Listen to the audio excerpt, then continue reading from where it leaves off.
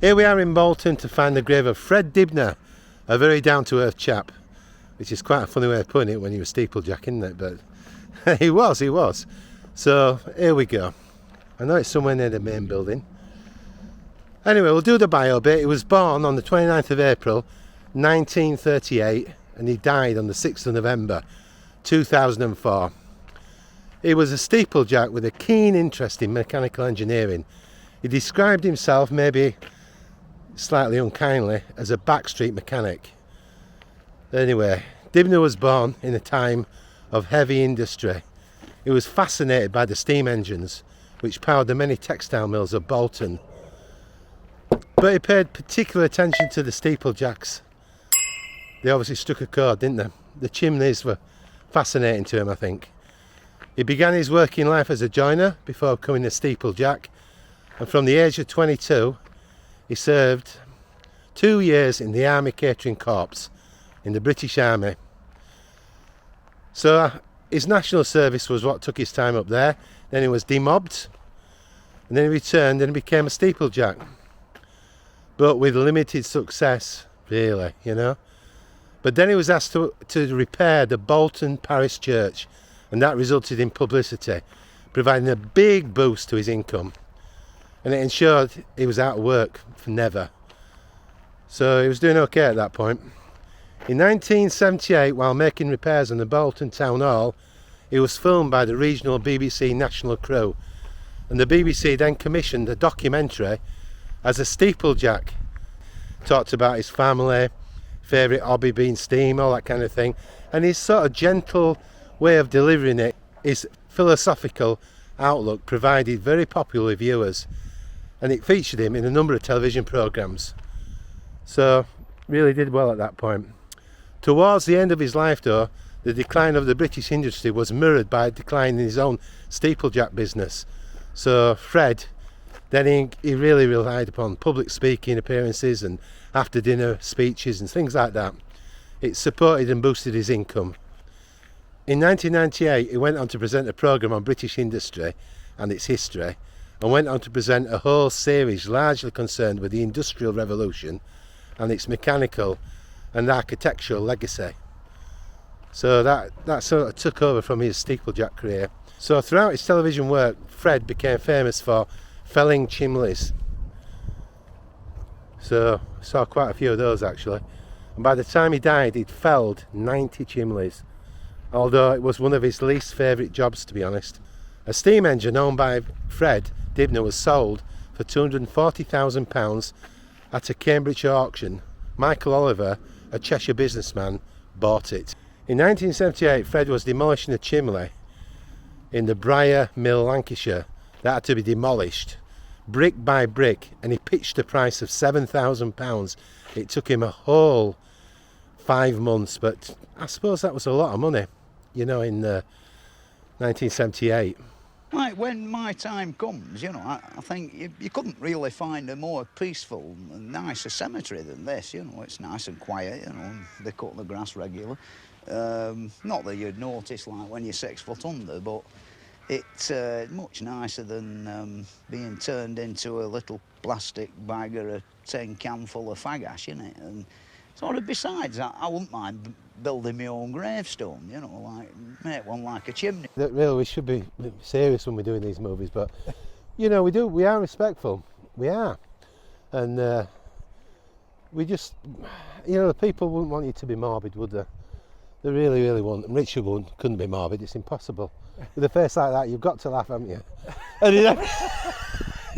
in every movie, we have to say something silly. He starts it off. Have you noticed? Oh, we're there. Oh my God, we're there. Look, I can see it. It's rather nice. There we go. We're coming, Fred.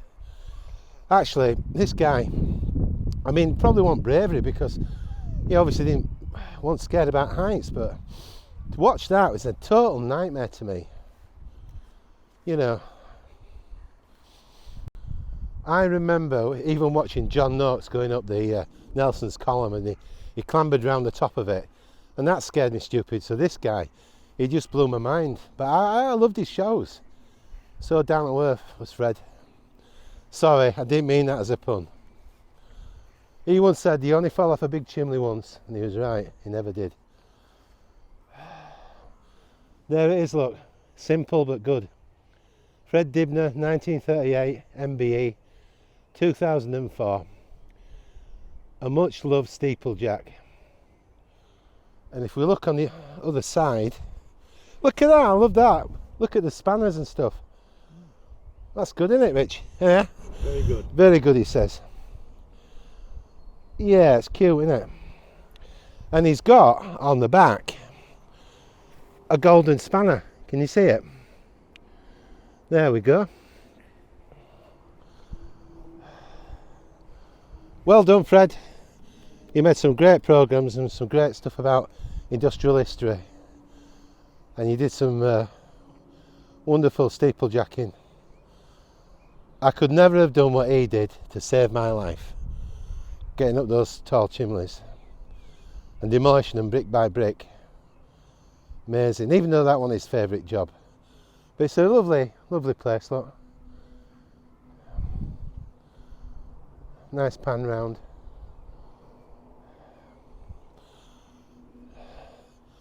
And we're going to go to see Fred's home next. Richard's going to take me, because Richard met him, didn't you? Yeah? Yeah. That's all you get from him, a hum. And that's because the weather's warm. You better not put that on. Let me set this here dry now. Fred would have loved a bit of humour. I'm sure he would. And we're here to salute you, Fred. Thank you very much. Okay, we'll see you at his house next, alright? Take it easy. We'll see you soon. Don't switch off. Please. Be good. Leon Pounsley bought this house with his wife Jan before turning it into the Fred Dibnah Centre. He admitted the property divided opinion. Guys love it, but the women not so much. Mr. Pounsley purchased a Grade 2 listed property for £185,000 in 2009 after it had failed to sell at auction. He said, "I had no intention of turning it into a business, but we'd had so many people wanting to look around." He turned the property into the Fred Dibnah Heritage Centre, which soon became the site of pilgrimage for fans of one of Bolton's most famous sons. In 2012, the centre was put on the market for £1.25 million, with the couple ready to let go of the property due to their age. Mr. Pounsley remained there in 2018 after several unsuccessful attempts to find a buyer, so he decided to close the centre and sell off Fred's machinery. He even put it up as a prize on Spot the Ball competition he organised in 2018, with entrances that could get their hands on it for just £10, the cost of a single entry. However, the competition failed to reach anywhere near the minimum number of entries, which was set at 50,000, and Mr. Pounsley had to give the winner £7,000 cash prize instead. It has since been sold to another person. A working mineshaft hand-built by Fred Dibnah remained in his back garden as a tribute. Fred built the 70-foot shaft complete with a 30-foot winch wheel and winding house. I think he had a steam engine there, didn't he? Steam engine, yeah? Yeah. So it has a big area at the back and, you know, it's owned by somebody else now, so. Quirky looking house, actually. I've only seen it from the other side. But yeah, you can see. There we are. 1984, they must have built an extension on it, look. Yeah. Can't be the year of the original building, can it? No, that was his pit. That was what? That's where he had his mine shaft. Oh yeah, the mine shaft down there. The chap there hammering ground. So if you don't move on, it'll be our heads. There you go. There we go. Fred Dibnah, he's got the plaque. Quirky looking house. You put all these in. Did he? Very. It's well, this is a former chapel. Do you think? So So that's dear old Fred Dibnah. We finish on his house. So don't forget to subscribe and ding the bell. That'd be lovely. Thumbs up and a comment. I really love the comments. I like to see what you think. And if you've got any questions, or each channel becomes a little community, doesn't it? So it's lovely. If you comment, I'll write back to you. You all take care, and I'll see you again soon. Bye. Bye from Motorhome Beep Beep.